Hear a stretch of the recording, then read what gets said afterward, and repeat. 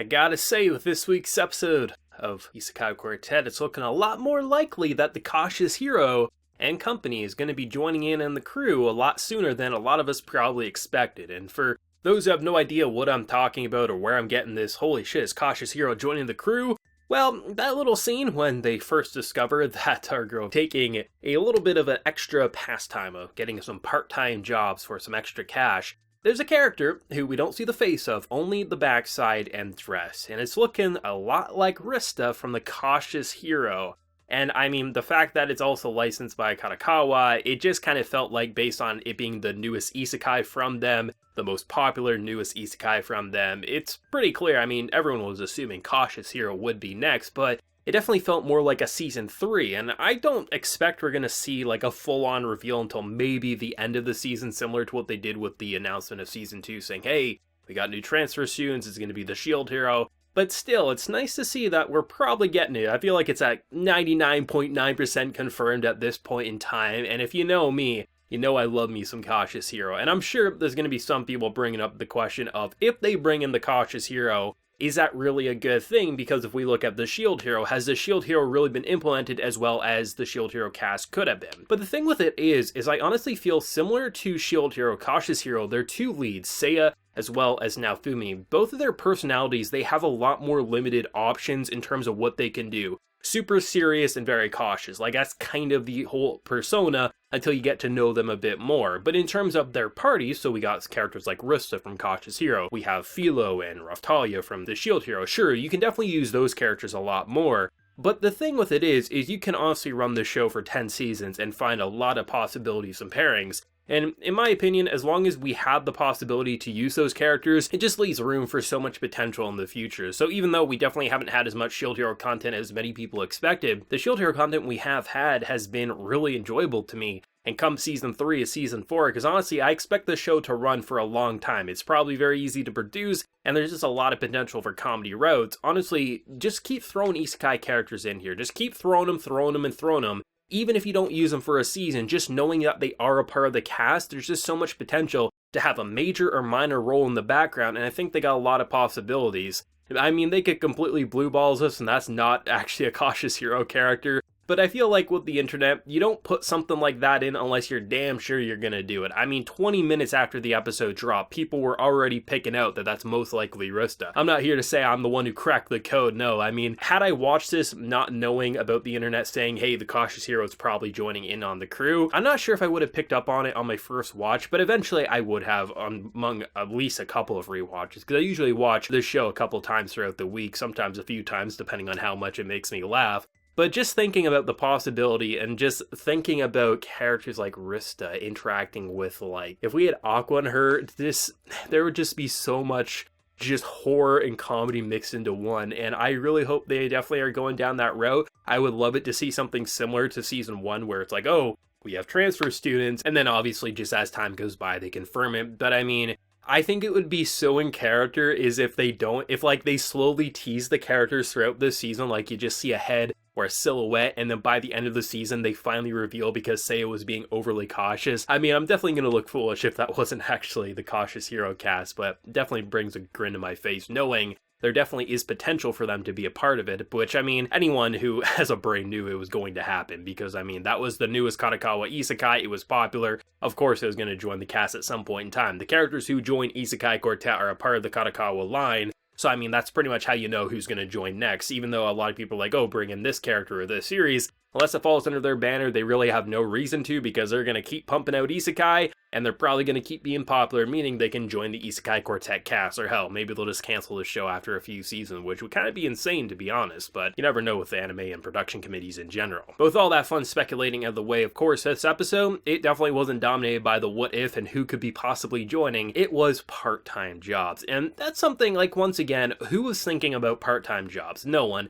I mean, we're thinking about festivals and school activities, but part-time jobs is nature of beast, especially for kids growing up needing money, things like that. And to have someone to get a part-time job for the most artificial and basic reason, it's not because they necessarily need money, but when they go to get their lunch, there's an item. There's an item with such an expense that you're just like, what would that be like? And of course you would go for it. Not only does this girl get one part-time job, she gets a part-time job basically everywhere. So not only does she get free food and free items from the places that she works at, she'll then have the money to buy this oversized lunch that just everyone's like, it's just a normal lunch, but just really large. Why would we buy that? Let's just go get normal food. As she's basically just gobbling it up like she's never ate a meal in her life. That is such a ridiculous buildup. As if, like, I was thinking to myself, they were getting like a one-way ticket home. Like, I thought when they pressed that button, had you come up with the funds, you get to go back to your original world. I thought they were building up to something like that. I honestly wasn't expecting food.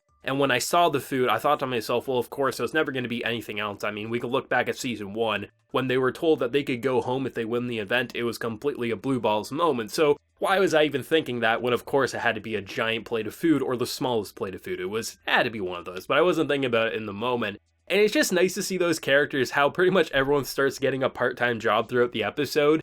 And the idea that you just have so many in-character moments, like one of my favorite points in this episode is when basically Ainz is kind of just shitting on the idea of spending so much money on food when it's such an exorbitant amount of money for what? Food? Like, you can just get normal food, eat your fill, be nutritious, and not waste your money, because from where he comes from, it was a very bad environment. Money was a very tight thing. So I love the idea that he's still in character being like, you know what, like, that is too much money. He would never just go for it. But the idea of when someone's offering to buy everyone drinks, of course he's going to take it, even if he doesn't have to, because he understands what it's like to not have food or things like that. Just those little moments really keep the series intact, making sure the characters feel in character while also being a part of something that's so unique. Or just, I love that moment when I believe it was Captain Weiss from Saga of Tiny Evil. It's always hard to remember the Saga of Tiny Evil character names. Maybe it's just me, but I love how basically there's like this bonding moment where you have the ReZero cast basically going out being like, oh, we have to go do this. Oh, this character wants to do this, and this. Of course, you have Rem being like, Subaru, you're my everything. I want to make sure you keep me company and I keep you company. And he just immediately goes to Amelia. Of course he would. That is exactly in ReZero fashion.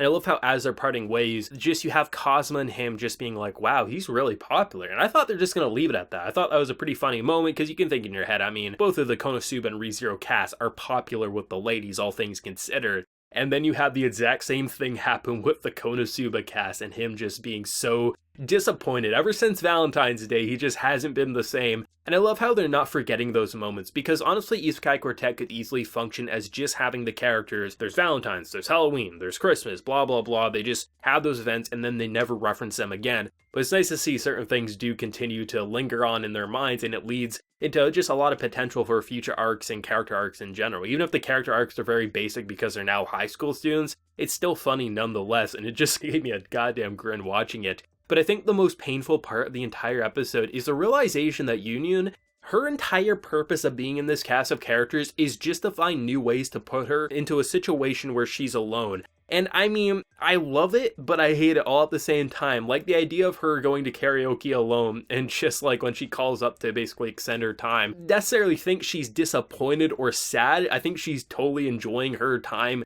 at this school, but it is kind of sad on an outsider level to be like, goddamn, they're doing our girl dirty just to make her find new situations to be alone. That's her entire purpose. Not even to have like dialogue, but just to find situations to implement her to make her feel alone in the cast of characters. It is so bitter, but I kind of love it all wrapped up into one. And I mean, every episode of really Isekai Quartet is basic by design. It's a part-time job, it's a Halloween special, it's whatever it is. But I love how you just get montages or just seeing the other characters pick up their part-time jobs to see when they go into a karaoke, how basically they're bringing the bread or whatever it was, the item, and then it disappears because they lashed it up with their tongue real quick, and it's like, oh, I guess you gotta go get me another one. It's really cute to see all the characters and just how they bicker, because it's such a non-conflict zone. Honestly, the most conflict we've ever had is like when characters like Tanya thought Ainz was being X and she was ready to basically smack some sense in him. Sure, there's certain moments that are really conflict driven, but even then when you have the true-on conflict, it's still high school shenanigans, and that's why it's so hilarious. But I mean, they're still finding new ways to spice it up, different pairings of characters who have never really interacted or interacted very little, and the fact that the story arcs are still continuing, even if they're very basic by design, the Valentine's Day carrying into this, being a little alone, it's still nice to see. And I just think there's so much potential, especially if they slowly start teasing more and more characters. And I mean, we could have a season eventually where, characters like the Shield Hero Cass are very dominating and they lead the show. You can look back at season 1, I mean, it kind of felt like the ReZero characters weren't as dominating as they may have been in this season, and just things like that. There's always room to incorporate more and more, and I think I've come to the conclusion that honestly, even if I don't see certain events as much as I like to see them, I'd love to see more Shield Hero with Konosuba and things like that. I think they're just so opposite in a lot of ways. But at the same time, as long as the characters are there, there's always the potential to mix and match the cast in a way. So if we start feeling like, oh, it's feeling a little dry and boring, the creators are probably going to also feel similar and say, okay, now it's time for Naofumi, or now it's time for Fulo to be a more dominating character than someone like Megumin, or things like that. So honestly, bring in the Cautious Hero, bring in whoever the hell you want. Even if it's a series I don't like, I feel like you can make it entertaining nonetheless. I know plenty of people who aren't a fan of, say, Overlord or Konosuba or whatever it is, and just, they still have fun with Isekai Quartet because it's just such a hoot to see such different personalities interact in such a comedic way. Great episode once again. Honestly, it's nice to see what they're trying to pull with this episode, and I look forward to seeing what they're really going to do with possible new transfer students going forward in the future. But as always, let me know your thoughts down in the comment section below. Favorite moment, what are you thinking? Do you agree with me? That's probably Cautious Hero. I mean, let me know your thoughts down in the comment section below. And if you enjoyed the video, be sure to drop a like and remember to hit that subscribe button if you happen to be new around here. So until next time, everyone, please take care and have a good one.